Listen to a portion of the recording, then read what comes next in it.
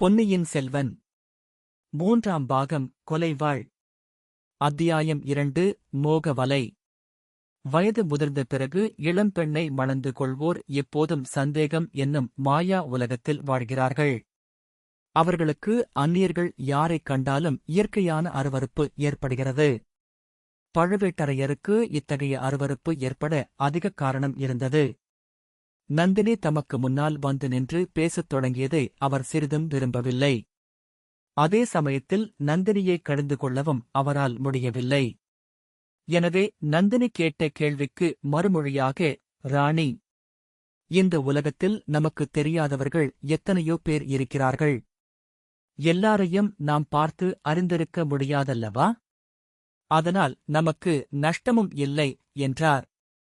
இதைக் கேட்ட பார்த்திபேந்திரன், ஐயா, சோழ நாட்டின் பொக்கிஷ மன்னரின் பட்ட மகிழ்ச்சிக்கு என்னை தெரியாததினால் நஷ்டம் ஒன்றுமில்லை, நஷ்டம் எனக்குத்தான். ஆகையால் என்னை நானே தெரிவித்துக் கொள்கிறேன், அம்மணி. என்னை பார்த்திபேந்திர பல்லவன் என்று அழைப்பார்கள் என்று சொன்னான். ஓ, அப்படியா? தங்கள் பெயரை நான் கேள்விப்பட்டிருக்கிறேன் என்றாள் நந்தினி. பார்த்திபேந்திரா, ஏன் விருதுகளை விட்டுவிட்டு பெயரை மட்டும் சொல்லிக் கொண்டாய்? இவ்வளவு தன்னடக்கமும் பணிவும் எப்போது ஏற்பட்டன? நந்தினி, இவன் வெறும் பார்த்திபேந்திரன் அல்ல, வேங்கியும் கலிங்கமும் வென்று வீரபாண்டியன் தலை கொண்ட பார்த்திபேந்திர பல்லவன் என்று பழுவேட்டரையர் பரிகாச குரலில் கூறினார். நந்தினியின் முகம் ஒரு கண நேரம் புயல் குமுறும் வானத்தைப் போல் இருண்டது. அவளுடைய இரு கண்களிலிருந்தும் இரு மின்னல்கள் தோன்றி ஒளி வீசி உடனே மறைந்தன. அடுத்த கணம் அவள் கலகலவென்று சிரித்தாள். ஐயா, வீரபாண்டியன் தலை கொண்ட பெருமையான பட்டத்தை எத்தனை பேர் சூட்டிக் கொள்கிறார்கள்? அதற்கு ஏதேனும் கணக்கு உண்டா என்று கேட்டாள். அம்மணி, தனாதிகாரி என் பேரில் உள்ள அபிமானத்தினால் அவ்விதம் கூறினார். உண்மையில் அந்த விருதுக்கு நான் உரியவன் அல்ல. வீரபாண்டியன் தலை கொண்ட பெருமை ஆதித்த கரிகாலர் ஒருவருக்கே உரியது. அது ஏன் அப்பா அவ்விதம் சொல்கிறாய்? செத்த பாம்பை அடித்த பெருமையில் உனக்குக் கொஞ்சமும் பங்கு வேண்டாமா என்று பழுவேட்டரையர் பரிகாச குரலில் கேட்டுவிட்டு குறுஞ்சிரிப்பு சிரித்தார். இல்லை அரசே, இல்லை. ஆதித்த கரிகாலர் செத்த பாம்பை கொல்லவில்லை. அவர் வாளை ஓங்கியபோது வீரபாண்டியன் முழு உயிர் உள்ள பாம்பாகத்தான் இருந்தான். அவன் உயிரைக் காப்பாற்றுவதற்காக தேவலோகத்து மோகினியை ஒத்த ஒரு மங்கை முன்னால் வந்து நின்று கைகூப்பிக் கெஞ்சினாள். வாளை ஓங்கியவன் நானாக இருந்தால் உடனே அவ்வாளை தூர வீசி எறிந்திருப்பேன். வீரபாண்டியன் பிழைத்துப் போயிருப்பான் என்று பார்த்திபேந்திரன் பழுவேட்டரையருக்கு பதில் சொன்னான். ஆனால் அவருடைய கண்களோ நந்தியின் முகத்தை கூர்ந்து நோக்கின. நந்தினி பேச்சு அபாயகரமாக போய்க் கொண்டிருப்பதை உணர்ந்தாள். பழுவேட்டரையரை திரும்பிப் பார்த்து, நாதா, அந்தப் பழைய கதை இப்போது எதற்கு? இவர் இங்கு வந்த காரியம் என்னவென்று விசாரிக்கலாமே என்றாள். உடனே பழுவேட்டரையரும், ஆம் தம்பி, பழைய கதை வேண்டாம். உன் கதையைச் சொல். காஞ்சியிலிருந்து எப்போது புறப்பட்டாய்? எங்கே பிரயாணம்? இங்கு இறங்கி வந்த காரணம் என்ன என்று கேட்டார். நந்தினியை பார்த்ததால் மதிமயங்கிப் போயிருந்த பார்த்திபேந்திரனும்தான் வந்த காரியத்தை நினைவு கூர்ந்தான். ஐயா, என்னை மன்னிக்க வேண்டும். ஏதேதோ பேசிக் கொண்டிருந்து விட்டேன்.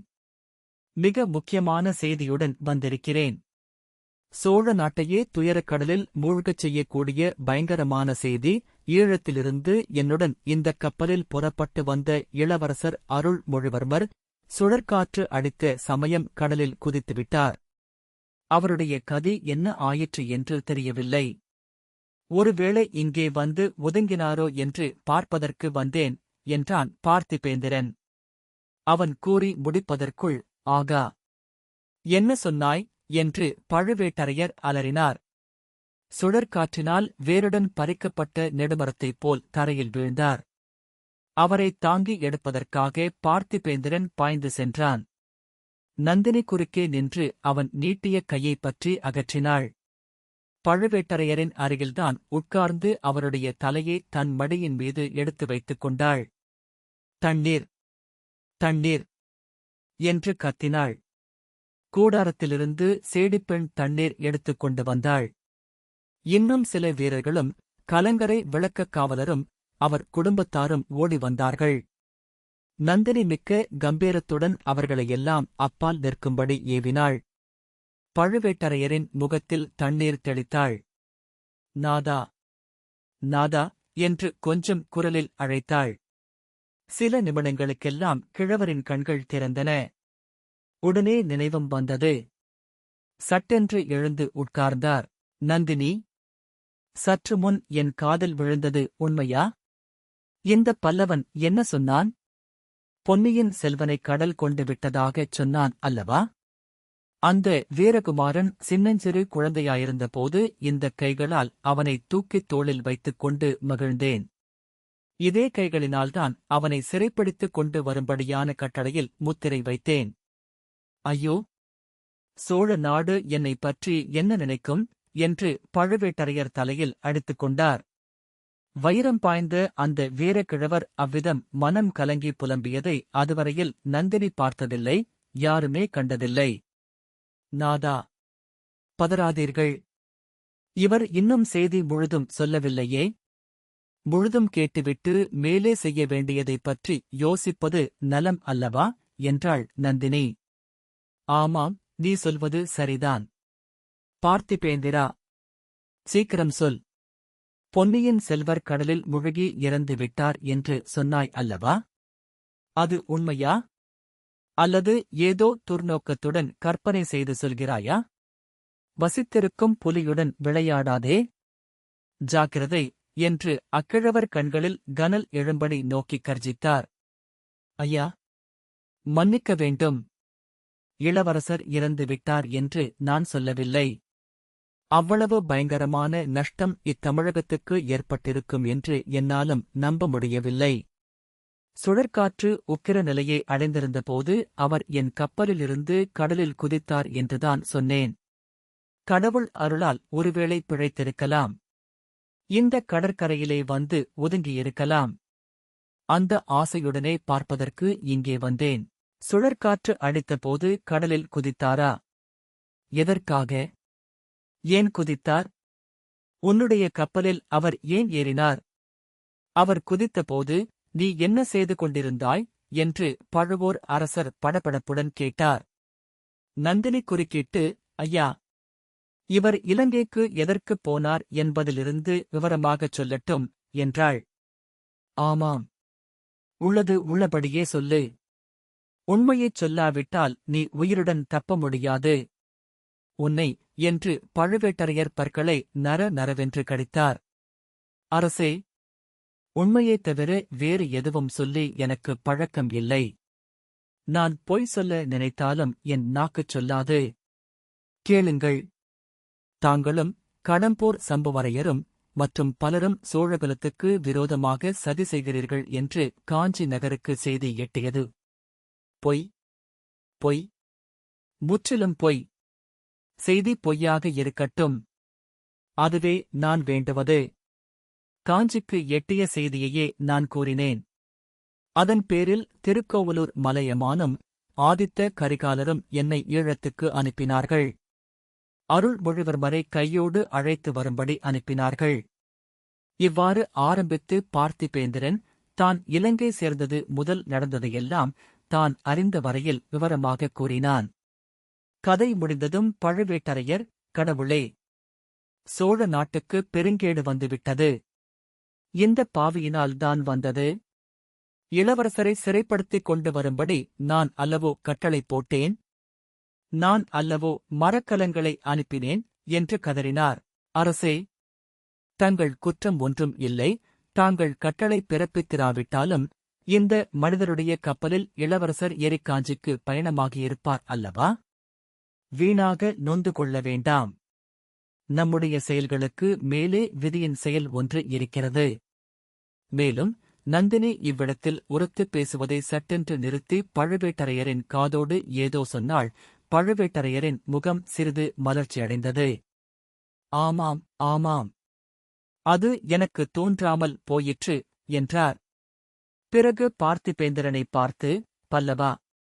உன் கப்பலுக்குப் போய் நான் பரிசோதித்துவிட்டு வரப்போகிறேன். அதுவரை நீ இங்கேயே இருக்க வேண்டும். தப்பிச் செல்ல முயல வேண்டாம். ஓட முயற்சி செய்தால் உடனே வேல் எறிந்து கொல்லும்படி என் வீரர்களுக்கு கட்டளையிட்டுவிட்டு போகப் போகிறேன். ஜாக்கிரதை. முதுகிலே காயத்துடன் சாகாதே. உன் பரம்பரை வீரபரம்பரை என்றார். வந்தனம், ஐயா. தப்பித்து ஓடும் எண்ணமே எனக்குக் கிடையாது. அத்தகைய எண்ணமிருந்தால் உங்கள் வீரர்கள் யாராலும் தடுக்கவும் முடியாது. முதுகிலே காயம்படும் உத்தேசமும் எனக்கு இல்லை என்றான் பல்லவன். அரசே, இவரைப் பற்றி தாங்கள் கவலைப்பட வேண்டாம். நானே பார்த்துக் கொள்ளுகிறேன். தப்பியோடப் பார்த்தால் இதோ இந்தக் கத்தி உடனே இவர் மார்பில் பாயும். நீங்கள் நிம்மதியாகப் போய்க் கப்பலை சோதித்துவிட்டு வாருங்கள். மாலுமிகளையும் விசாரியுங்கள், இவர் கூறியதெல்லாம் உண்மைதானா என்று. இவ்விதம் நந்தினி கூறிக்கொண்டே இடுப்பிலிருந்து ஒரு சிறிய கத்தியை எடுத்தாள். ராணி, உனக்கு ஏன் இந்த பொறுப்பு? நீ கூடாரத்துக்குள் போயிரு. அல்லது தியாகவிடங்கரின் வீட்டில் போய் இரு. இவனை நம் வீரர்களே கவனித்துக் கொள்வார்கள். அல்லது இவனையும் நான் என்னோடு கப்பலுக்கு அழைத்துப் போகிறேன். நான் வரவில்லை ஐயா. நான் தங்களுடன் வந்தால் தங்களுக்கு மறுபடியும் சந்தேகமாகத்தான் இருக்கும். மாலுமிகள் எனக்காகச் சாட்சி சொல்லிவிட்டதாய் நினைப்பீர்கள். நான் இவ்விடத்தை விட்டு நகரமாட்டேன். தாங்கள் கவலையின்றி போய் வாருங்கள். நாதா, தாங்கள் கப்பலிலிருந்து திரும்பி வரும் வரையில் நானும் இங்கேயேதான் இருக்கப் போகிறேன். இங்கிருந்தபடி தங்களை பார்த்துக் கொண்டே இருப்பேன் என்றாள் நந்தினி. பிறகு பழுவேட்டரையரின் காதோடு, இவன் இங்கே ஏதேனும் துப்பறிய வந்திருக்கிறானோ என்னமோ, யார் கண்டது? மேலும் இளவரசரைப் பற்றிய செய்தி தாங்கள் திரும்பி வரும் வரையில் யாருக்கும் தெரியக்கூடாது என்றாள். பழுவேட்டரையர் தலையை அசைத்துவிட்டு படகில் ஏறினார். படகு மரக்கலத்தை நோக்கிச் சென்றது. படகு சிறிது தூரம் போகும் வரையில் நந்தினி படகையே பார்த்துக் கொண்டிருந்தாள். அதே சமயத்தில் பார்த்திபேந்திரன் கண் கொட்டாமல் தன் முகத்தையே பார்த்துக் கொண்டிருந்ததை அவள் உணர்ந்தாள். சட்டென்று அவன் பக்கம் திரும்பினாள். பார்த்திபேந்திரன் வெட்கித் தலை குனிவான் என்று எதிர்பார்த்தாள். ஆனால் தேன் மலரைப் பார்த்துவிட்ட வண்டு அப்பால் திரும்புமா? நந்தினி கூறிய சிறிய கத்தியை எடுத்து மறுபடி காட்டி, ஜாக்கிரதை. தப்பி ஓடப் பார்க்க வேண்டாம் என்றாள். தேவி, கத்தியைக் காட்டி பயமுறுத்துவானேன்? தப்பியாவது ஓடவாவது? வலையில் அகப்பட்ட மீன் எவ்விதம் தப்பி ஓடும்? தாங்கள் விரித்த வலையில் அகப்பட்டு என்ன, ஐயா, சொல்கிறீர்? என்னை வலைஞர் குலப்பெண் என்று சொல்கிறீரா? இது பழுவூர் அரசர் காதில் விழுந்தால். அதைப் பற்றி நான் கவலைப்படவில்லை தேவி. ஆனால் மீன் பிடிக்கும் வலையை நான் குறிப்பிடவும் இல்லை. தங்களுடைய வேல்வழிகள் விரிக்கும் மோக வலையைச் சொல்கிறேன். சீச்சி, என்ன தைரியம் உமக்கு? வலைஞர் குலப்பெண் என்றாலும் பாதகமில்லை. ஆடவர்களுக்கு மோகவலை விரிக்கும் கணிகை என்றா என்னைச் சொல்கிறீர்? மன்னிக்க வேண்டும். அப்படிப்பட்ட அபவாதத்தையும் நான் சொல்லவில்லை. தாங்கள் வேண்டுமென்று வலை விரிக்க வேண்டுமா என்ன? சிலந்திப் பூச்சி வலை நெய்வது ஈக்களை பிடிப்பதற்காகவா? அதுதான் வசிப்பதற்காக வலை பின்னுகிறது. ஈக்கள் தாமாகப் போய் அவ்வலையில் விழுகின்றன. என்னைச் சிலந்திப் பூச்சி என்றா சொல்கிறீர்? அவ்வளவு பயங்கரமாக இருக்கிறேனா நான்? தவறு, தவறு. நான் தீபத்தைச் சொல்லி இருக்க வேண்டும். தீபம் எரிவது வீட்டில் பூச்சிகளுக்காக அல்ல, தீபம் எரிந்து தன்னைச் சுற்றிலும் ஒளி வீசி ஜோதி மயமாகச் செய்கிறது. அசட்டு வீட்டில் பூச்சிகள் அதைக் கனி என்று நினைத்துக் கொண்டு சென்று விழுந்து மாய்கின்றன. ஒரு சிறிய காற்றுக்குப் என்று அடித்தால் தீபம் அணைந்து விடுகிறது. வாயினால் ஊதிக்கூட அணைத்துவிடலாம். தீபத்தின் சக்தி அவ்வளவுதான். தீபம் அணைந்துவிடும். ஆனால் பூரணசந்திரனை யார் அணைக்க முடியும்? பூரணசந்திரன் சமுத்திர ராஜனுக்காக உதயமாகவில்லை. இயற்கை நியதியின்படி சந்திரன் உதயமாகிறது. அதன் குளிர்ந்த நிலா ஒளியை வானமும் பூமியும் மகிழும்படி பரப்புகிறது. ஆனால் பேதைக் கடலைப் பாருங்கள். பூரண சந்திரனைக் கண்டு கடல் எதற்காக அப்படிக் கொந்தளிக்க வேண்டும்? எட்டாத பழத்துக்கு ஏன் கொட்டாவி விட்டு தவிக்க வேண்டும்? பல்லவ குல மன்னர்களின் கவிதா ரசனையைப் பற்றியும் கற்பனைத் திறனைப் பற்றியும் ரொம்பவும் கேள்விப்பட்டிருக்கிறேன். அவையெல்லாம் உண்மை என்பதாக இப்போதுதான் உணர்கிறேன். புராணங்களிலும் காவியங்களிலும் நான் படித்ததையும் கேட்டதையும் நேற்றுவரை நம்பவில்லை. இன்றைக்குத்தான் எனக்கு நம்பிக்கை பிறக்கிறது. எதைப் பற்றிச் சொல்கிறீர்கள்?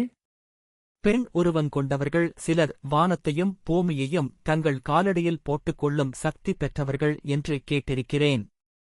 பார்க்கடலை கடைந்து அமுதம் எடுத்து அசுரர்கள் அமுதபானம் செய்ய வேண்டிய சமயத்தில் மோகினியினால் ஏமாந்து போனார்கள். சுந்தோப சுந்தர்கள் ஒரு பெண் நிமித்தமாக அடித்துக் கொண்டு செத்தார்கள். மேனகையினால் விசுவாமித்திரர் தவன் கெட்டது. கோவலன் மாதவியின் மோக வலையில் விழுந்து கிடந்தான். தசரதர் கைகேயிக்காக ராமனைக் காட்டுக்கு அனுப்பினார். எகிப்து நாட்டு ராணியின் காரணமாக மகத்தான ரோம சாம்ராஜ்யம் அழியத் தொடங்கியது. போதும் ஐயா, போதும். இந்த உதாரணங்களையெல்லாம் எதற்காகச் சொல்கிறீர்கள்? தெரியவில்லையா தேவி? யாருக்கு உதாரணமாகச் சொல்கிறேன் என்று உண்மையாகத் தெரியவில்லையா? எனக்கு உதாரணமாகச் சொல்கிறதாயிருந்தால் அதைப்போல் பெரிய தவறு நீ வேறு செய்ய முடியாது. தவறு ஒன்றுமில்லை. அவர்களுடைய சக்தியைக் காட்டிலும் தங்கள் சக்தி குறைந்தது அன்று. உம்முடைய வாய்மொழியே உமக்கு விரோதமாயிருக்கிறது. எப்படி தேவி? பழுவூர் அரசரை நான் வேண்டுமென்றுதான் கப்பலுக்கு அனுப்பினேன், உம்மிடம் ஒரு விஷயத்தைப் பற்றிக் கேட்பதற்காக. தங்கள் நோக்கத்தை புரிந்து கொண்டுதான் நானும் அவருடன் போகாமல் இங்கேயே தங்கினேன். வீரபாண்டியனை ஒரு பெண் காப்பாற்ற முயன்றாள் என்றும் ஆதித்த கரிகாலன் அதைப் பொருட்படுத்தவில்லை என்றும் நீர் சொன்னீர் அல்லவா? ஆம் சொன்னேன். காப்பாற்ற முயன்ற பேதைப்பெண் யார் என்று தெரியுமா?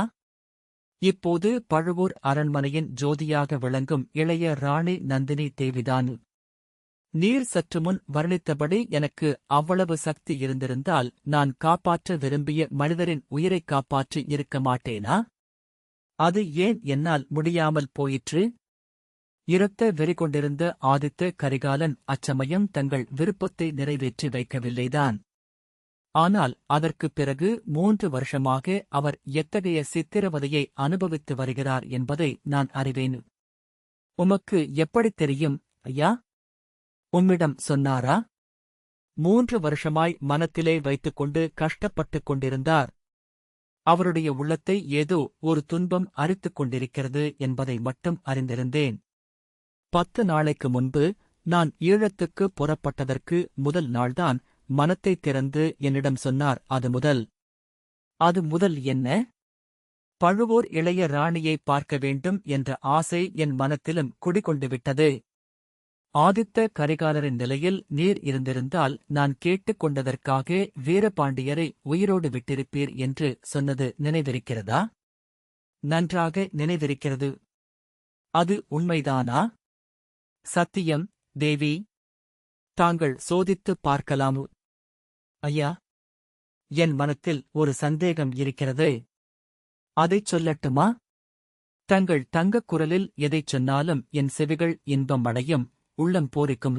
நீர் என்னை சோதிப்பதற்காகவே இப்படி பேசுகிறீர் என்று சந்தேகிக்கிறேன். நான் விரிக்கும் மோக வலையைப் பற்றிப் பேசி நீர் எனக்கு வலை விரிக்கப் பார்க்கிறீர். என்னுடைய அந்தரங்கத்தை அறிந்து கொள்ள முயல்கிறீர். பார்த்திபேந்திரன் திடுக்கிட்டுப் போனான். ஆரம்பத்தில் அவன் பேச ஆரம்பித்தபோது அந்த எண்ணத்தோடுதான் ஆரம்பித்தான். பிறகு அதை மறந்துவிட்டான். கபடமாக ஆரம்பித்த பேச்சு அவனை மோகக் கடலில் உண்மையாகவே தள்ளிவிட்டது. முதலில் அப்படி எண்ணியது குறித்து அவன் வெட்கப்பட்டான். அதை வெளியில் காட்டிக்கொள்ளாமல், தேவி, அவ்விதம் தங்களை சோதித்து ஒற்றன் வேலை செய்ய நான் பிரயத்தனப்படும் பட்சத்தில் என் தலையில் இடி விழட்டும் என்றான். ஐயோ, அப்படி சொல்லாதீர் என்று நந்தினி அலறினாள். ஏன் தேவி? ஏன்? உங்கள் பெரிய இளவரசரிடமிருந்து வந்தானே இன்னொருவன், அவன் பெயர் என்ன? வந்தியத்தேவனா? ஆம், அவன்தான். என்னிடம் மிகத் தந்திரமாக ஒற்று அறிந்து போக முயன்றான். தாங்கள் சொல்வதை பார்த்தால் அவன் தலையில் இடி விழுந்தே விட்டது போலிருக்கிறதே. துரதிருஷ்டவசமாக அவன் தலையில் இடி விழவில்லையே. அவன் நின்ற கப்பலில் அல்லவா விழுந்தது? அதனால் அவனுக்கு வந்த ஆபத்து சின்ன இளவரசரையும் அல்லவா பீடித்துவிட்டது? பாவம்! பழையாறை இளைய பிராட்டியை நினைத்தால் எனக்கு பரிதாபமாயிருக்கிறது. அவள் இந்த உலகில் மிகவும் பிரியம் வைத்திருந்த இருவர் ஏக காலத்தில் மாண்டு போனார்கள். என்ன துரதிருஷ்டம்! தேவி, 2 பேர்கள் யார்? நீர் சொன்ன 2 பேருந்தான். இளைய பிராட்டிக்கு தம்பியின் மீது தனி வாஞ்சை உண்டு அல்லவா? அது உலகம் அறிந்தது. அவருடைய பிரியத்துக்கு பாத்திரமான இன்னொருவர். ஏன் உங்கள் பெரிய இளவரசர் அனுப்பிய தூதன்தான். வந்தியத்தேவனையா சொல்கிறீர்கள்? அவனைத்தான். சீச்சி! சோழ சாம்ராஜ்யத்தையே ஆட்டுவிக்கும் சக்தி வாய்ந்த பழையாறை இளைய பிராட்டி அற்பனும் தற்பெருமைக்காரனும் அதிக பிரசங்கியுமான அந்த வாலிபன் மீது. ஆம், அந்த வாலிபன் மீது மோகம் கொண்டாள். அதனாலேதான் அவனை பழுவேட்டரையரின் தண்டனையிலிருந்து தப்புவிப்பதற்காக ஓலை கொடுத்து இலங்கைக்கு அனுப்பினாள். பாவம்! இந்த கிழவர் இளவரசரின் துர்க்கதிக்குத் தாமே காரணம் என்று துடியாய் துடிக்கிறார். உண்மையில் அதற்கு இளைய பிராட்டிதான் காரணம். அவள் ஓலை கொடுத்து அனுப்பாதிருந்தால். உண்மை, உண்மை! இந்த விபரீதம் எல்லாம் ஏற்பட்டிராது. என் கணவர் கப்பலிலிருந்து திரும்பி வந்ததும் இந்த உண்மையை அவருக்கு நீர் எடுத்துச் சொல்ல வேண்டும். சொன்னால் என்னுடைய நன்றிக்குப் பாத்திரமாவீர். அம்மணி தங்களுடைய நன்றிக்குப் பாத்திரமாக இது ஒன்றுதானா வழி? வேறு எனக்குத் தாங்கள் இடக்கூடிய பணிகள் இல்லையா? ஐயா! ஒரு பேதைப் பெண்ணின் நன்றிக்குப் பாத்திரமாக எத்தனையோ 100 வழிகள் உண்டு. அவற்றில் இன்னும் 2 சொல்லுங்கள். ஆதித்த கரிகாலருக்கு அப்படிப்பட்ட சந்தர்ப்பம் ஒன்று கிடைத்தது. அதை அவர் கைசோர விட்டுவிட்டார். விட்டுவிட்டு அப்புறம் இரவு பகலாக துடிதுடிக்கிறார். நான் ஒரு நாளும் அத்தகைய தவற்றைச் செய்ய மாட்டேன். இது சத்தியமா, யா? ஒரு பெண்ணின் விருப்பத்தை நிறைவேற்றுவதற்காக அவள் எது சொன்னாலும் செய்யக்கூடிய மனிதரா நீங்கள்? எந்தப் பெண் என்பதைப் பொறுத்தது, தேவி. நேற்று வரைக்கும் நான் பார்த்திருக்கும் எந்தப் பெண்ணின் விருப்பத்துக்காகவும் எதுவும் செய்திருக்க மாட்டேன். சொன்னால் சிரித்திருப்பேன். இன்று அப்படியல்ல. தாங்கள் சொல்லிப் பாருங்கள். எனக்கு 100 உயிர்கள் இருந்தால் அவ்வளவையும் தங்களுடைய விருப்பத்தை நிறைவேற்றுவதற்கு அர்ப்பணம் செய்வேன். 1000 சாம்ராஜ்யங்கள் என் வசம் இருந்தால் அவ்வளவையும் தங்கள் விருப்பத்திற்காக தியாகம் செய்வேன். இகத்தையும் பரத்தையும் என்றென்றைக்கும் இழக்கும்படி சொன்னால் அதற்கும் சித்தமாயிருப்பேன். கொடிய பகைவர்களை மன்னிக்கச் சொன்னால் மன்னிப்பேன். அத்தியந்த நண்பர்களின் தலையைக் கொண்டு வந்து தங்கள் காலடியில் போடச் சொன்னால் போட்டுவிட்டு மறுகாரியம் பார்ப்பேன். இவ்விதம் பார்த்திபேந்திரன் வெறி கொண்டவனைப் போல் கூறியபோது அவனுடைய உடம்பு தலையிலிருந்து கால்வரையில் நடுநடுங்கியது. அவனுடைய வாயிலிருந்து வந்த சொற்கள் குழறின, உதடுகள் துடித்தன, பற்கள் கடித்தன, ரோமங்கள் குத்திட்டு நின்றன. மூச்சுவிடும் சத்தம் கொல்லன் உலைச் சத்தத்தைப் போலக் கேட்டது. பார்த்திபேந்திரனுடைய இந்த மாறுதல் நேயர்களுக்கு வியப்பை அளிக்கும். ஏன்? அவனிடமே நீ இப்படி ஆவாய் என்று முதல் நாள் யாராவது சொல்லியிருந்தால் அவன் நம்பியிருக்க மாட்டான். பிற்காலத்தில் நினைத்துப் பார்த்தால் அவனுக்கே கூட வியப்பளிக்கக்கூடிய காரியந்தான். ஆனால் இது பார்த்திபேந்திரனைப் பற்றிய அதிசயம் மட்டும் அல்ல, மனித இயற்கையைப் பற்றிய இரசியம். எத்தனையோ மேதாவிகள் காலமெல்லாம் ஆராய்ச்சி செய்த பின்னரும் மனித உடம்பின் அமைப்பு இரகசியத்தை நம்மால் முழுதும் அறிந்து கொள்ள முடியவில்லை. மனித இதயத்தின் அமைப்பு இரகசியத்தை நாம் எவ்வாறு அறிந்து கொள்ள முடியும்? வாழ்நாளெல்லாம் பழி பாவங்களில் முழுகிக் கிடந்தவர்கள் திடீரென்று ஒருநாள் வைராக்கிய சீலர்களாகிறார்கள். பக்தி பரவசமடைந்து ஆடிப்பாடுகிறார்கள். இறைவன் கருணைக்கு பாத்திரமாகிறார்கள். மனித சமூகத்துக்கு ஒப்பற்ற தொண்டுகளும் புரிகிறார்கள்.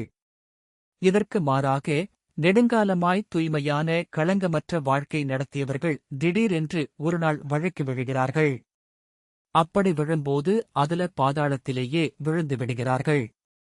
பார்த்திபேந்திரனுடைய ஆவேச மொழிகளைக் கேட்டு வந்த நந்தினி, போதும் ஐயா, போதும், நிறுத்துங்கள். அவ்வளவு பயங்கரமான காரியம் எதையும் செய்யும்படி தங்களை ஒரு நாளும் நான் வற்புறுத்தப் போவதில்லை. தங்களுக்கும் எனக்கும் உகந்த சந்தோஷமான ஒரு காரியத்தைத்தான் சொல்லப் போகிறேன் என்றாள்.